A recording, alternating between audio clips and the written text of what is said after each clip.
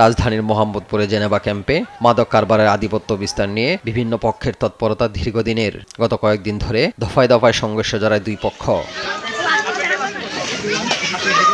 সোমবার দুপুরে ৭ নম্বর সেক্টরের শেষ মাথায় হুমায়ুন রোড ময়লার গলিতে শাহ আলম নামে এক যুবককে কুপিয়ে হত্যা করে প্রতিপক্ষ। এ সময় আহত হন ৩ জন। পরে পুলিশ ময়না তদন্তের জন্য মরদেহ শহীদ সোহরাওয়ার্দী মেডিকেল কলেজ হাসপাতালে পাঠায়।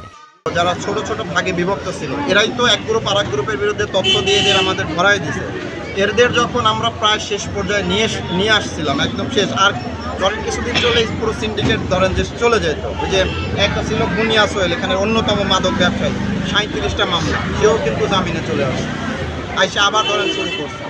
তো বিষয় যেটা হলো যে এরা সব গ্রুপ একত্রিত হয়ে গেছে, তার একটা আজকে মহড়া হঠাৎ করে দিয়েছে।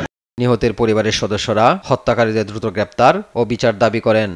আমার বাচ্চা আইছে বসিলা টিকা, তারা খালি কইতো মারমু মারমু মারমু, আমরা বাচ্চারে মাইরা লাইছে, আমার বাচ্চারে মাইরা লাইছে।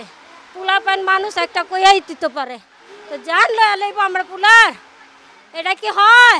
মারছে, তাদের বিচার চাই, তাদের বিচার চাই। পরিস্থিতি নিয়ন্ত্রণে সন্ধ্যায় অভিযানে নামে সেনা সদস্য, র্যাব ও পুলিশের যৌথ বাহিনী। এই ছিমেল, দেশ টিভি, ঢাকা।